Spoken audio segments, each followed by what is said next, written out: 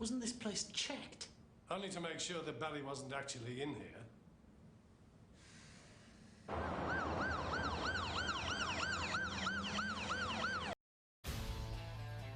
What does he think he's gonna do? It's like the good old days. Yeah, you on the sidelines while I do all the work.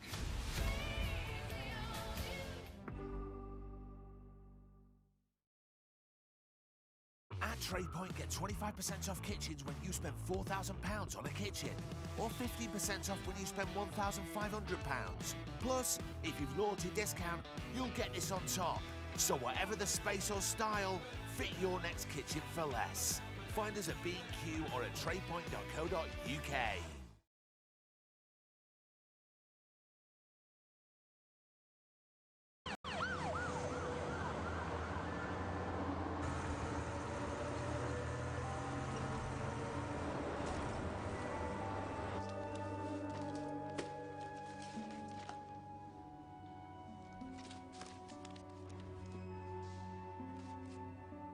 What's this? He was writing a book, a black Bible, he said.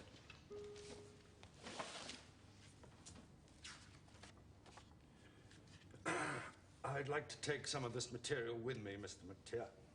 Yes. You allowed this. Look at it. Chief Inspector. The man stood up in open court and claimed that he was acting on orders from the devil, and you allowed this. You've had him for 2 years. Weren't you meant to be curing him of this? You cannot cure a man without first understanding him. Look, by indulging him, he opened up to one of our psychiatrists, Esther Martin. In order to engage Barry, Dr. Martin read up on the occult. He came to see her as a fellow believer, and more, as an earthly medium for some demoness. Astrath, he said it was. We encouraged his belief. A demoness? And you bought that, Mr. McTeer? This is a mental hospital. Half a dozen doctors had diagnosed Barry as psychotic. Let me guess the rest. In order to be seen as Barry's friend, Dr. Martin had to deliver the goods. Sleeping pills, entry to the infirmary on demand, and his home comforts. What would you have done? We were able to go to his victims and say that he was here, locked up. But he isn't locked up anymore, is he, Mr. McTeer? What's wrong? Barry, Mr. McTeer. He might have changed his appearance. One of the wash basins was blocked. Human hair, traces of what looks like hair dye. Hair dye? Barry was allowed to help out in the Dramatic Society, Chief Inspector. Okay, message understood. Pringle? We just had a new description. He's in disguise. Receding red hair. Any doubts, and we checked for a tattoo on the inside of his left arm. An inverted cross. All right. Good morning, sir. Can I see some ID, please? Yeah. What's up? Have you picked anyone up this morning, Mr. Shaw? Well, I picked a bloke up at the calf just outside Denfield. Why? Could this be the man? No, definitely not. This bloke was receding. He had red hair. Hey, cops! Copsy! I think he's been here. Where did you drop him?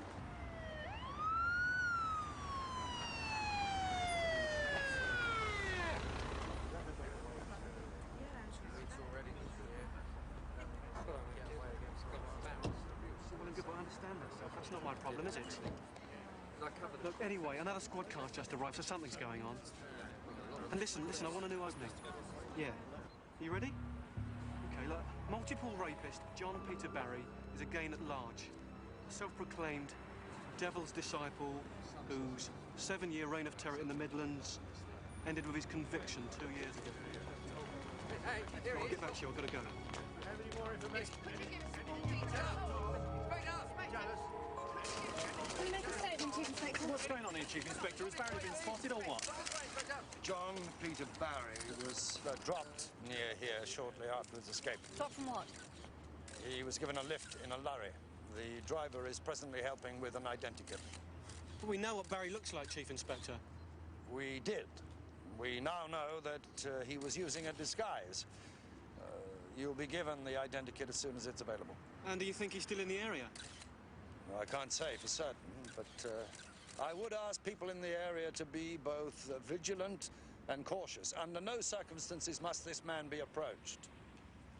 And that's about all I can say at the moment. Oh, can you give us the driver's name? What did he talk to Barry about when he was in the line? That really is everything for now, folks. Believe me, the minute we get anything at all, you'll hear about it. Thank you. Half the course when you think about it. He's long gone, sir. We've covered the whole area, not seen a thing. I'm not so sure, Lewis. He specifically said Oxford to that lorry driver. But if he is here, why is he here? Why not London? Why not out of the country altogether? Did you want that clergyman? Appleton? Yes, I've arranged for us to meet him. You better leave one car here and get the rest back on the search. I'll talk to the lads.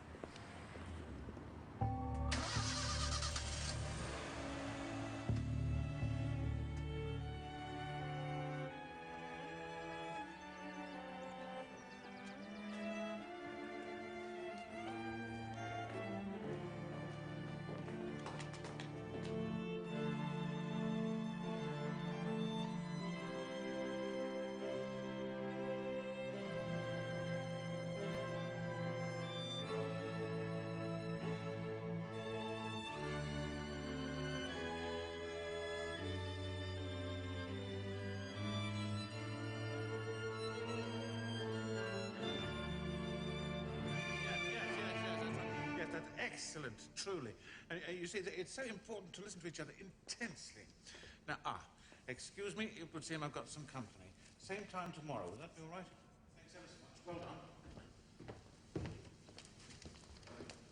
Marvellous, sir. It's Brahms, Opus 18, the sextet. It's always a great favourite. I thought I recognised it. Chief Inspector Morse, this is my sergeant, Lewis. Canon Humphrey Appleton, Chief Inspector. I thought it might be more convenient if we met here. My own church is some little way off. Shall we go outside? Well, I'm most grateful to you for your warning call, of course, Chief Inspector, but I honestly can't imagine why this miscreant should be so interested in me. Barry may be in the Oxford area, Captain. And you're known to him. Your interests, I mean. Oh, you mean the newspaper article, yes. Do you think I could see that? Yes, there's also a manuscript and some sort of calendar.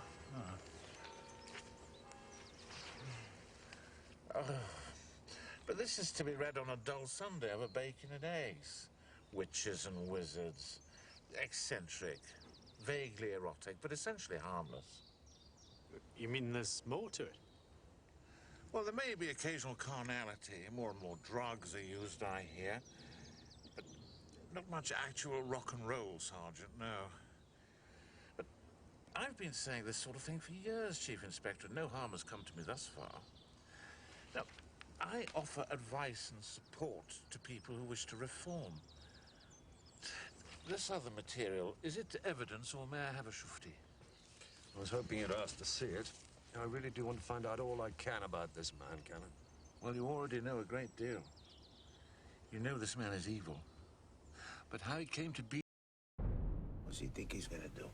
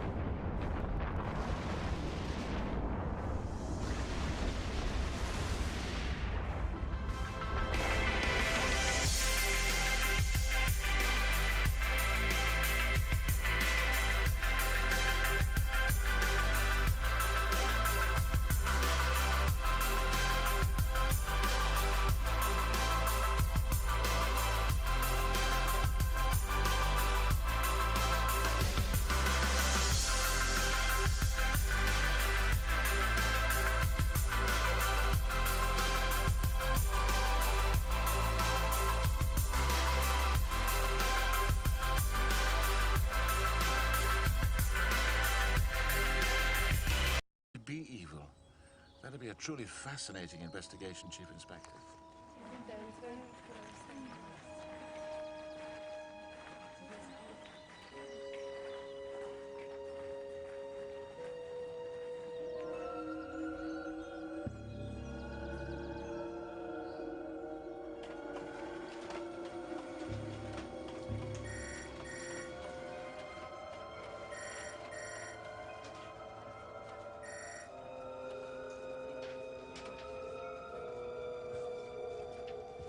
Has anything caught your eye, Mr. White? Yeah. This one here. Although it does seem a little down at heel. Mill Cottage, yes. It might need some upgrading, but that is reflected in the asking price. And it does have a wealth of original features, including a working water mill. It has the potential for a superb conversion. Has there been much interest? Oh, yes, indeed. I should advise any interested party to move PDQ.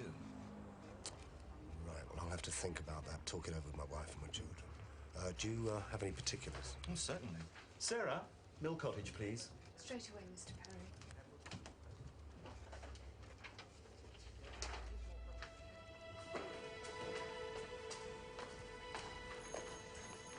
Sorry, sir. Have a look, sir. You've done a good job. Tattoo, everything. We're bound to have him soon. I hope so. Is Lewis around?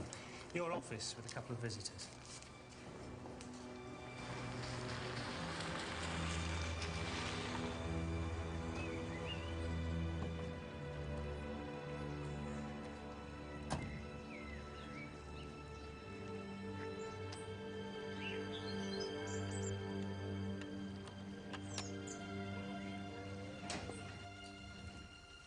This is Dr. Esther Martinson.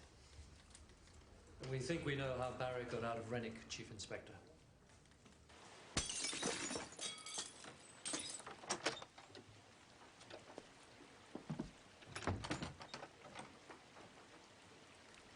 I decided to clean out my car. I keep a travelling rug in the boot, Chief Inspector. And when she took it out, she found red stains on it and human hair. I'm perfectly able to explain this myself, thank you, Mr. McTeer. I live in Birmingham. I have my own practice there. The contract with Rennick is for 2 days a week and for 2 nights on call once a month. Given the distance from my home, I spend my nights on call at Rennick. This morning, I had to go back to my office to get some papers, and I left the car open.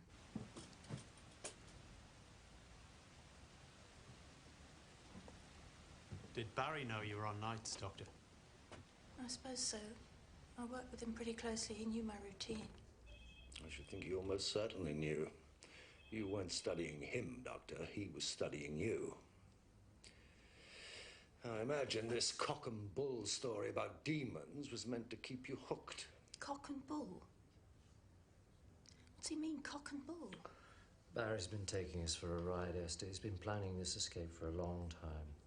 He'd hardly break out of the infirmary on the off chance there might be a taxi waiting, Doctor.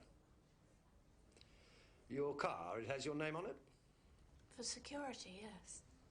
And it's less likely to be searched. I suppose so. Barry supposed so and all.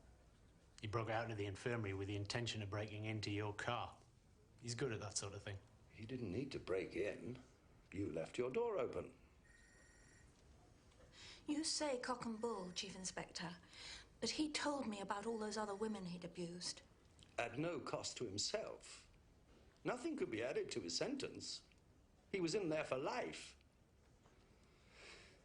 Tell me, how did he arrive at the conclusion that you were, I can hardly bear to say it. Astereth's medium. I started studying the occult. It was pretty tedious, but I persevered. Eventually, I knew as much, if not more, than Barry. He became convinced that I was a Satanist, like himself. He began to hint at other crimes that he hadn't been tried for. I asked him to talk about them, but he wouldn't. I was still only a woman, you see. A brood mare, he called me. So I decided to raise my status. I I told him I'd been having strange dreams in which I'd been shown symbols. He asked me to draw them, and they made up the sigil of Astereth. A sigil is an occult sign. He thought he'd made the discovery himself, and after that it was all I could do to stop him genuflecting when I came into the room. You gave him the sleeping pills. You got him into the Dramatic Society, the infirmary, and to top it off, you drove him out of the gate. I'm sorry. I thought what I was doing was for the best.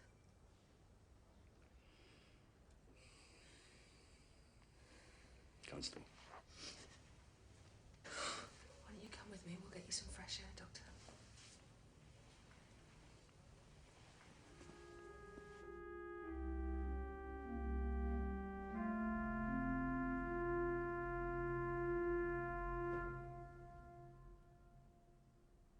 You play like a man with 10 thumbs, priest.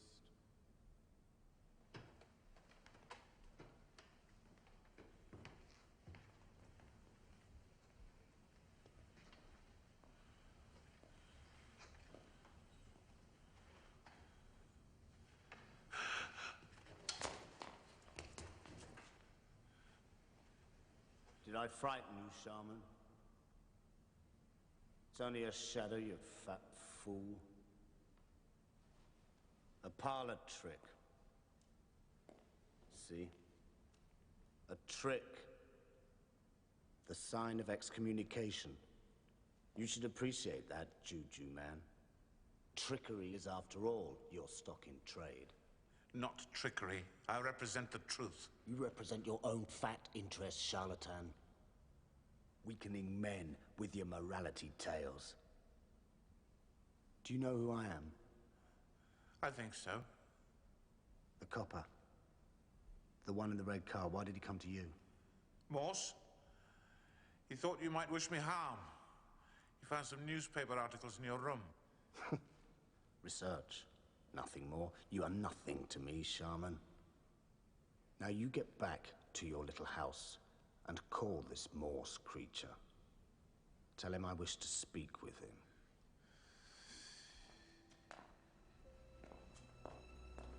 Go on, you fat slug.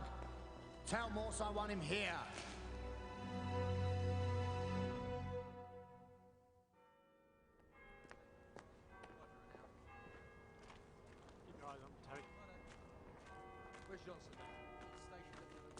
Whatever your travel picks, pick the way you pay with First Choice. Book 6 months ahead to pay for your trip in installments, or lock one in for nothing up front. Your travel plans don't wait for payday, so pick your perfect trip now and pay later with First Choice. Whatever your travel picks, pick the way you pay with First Choice.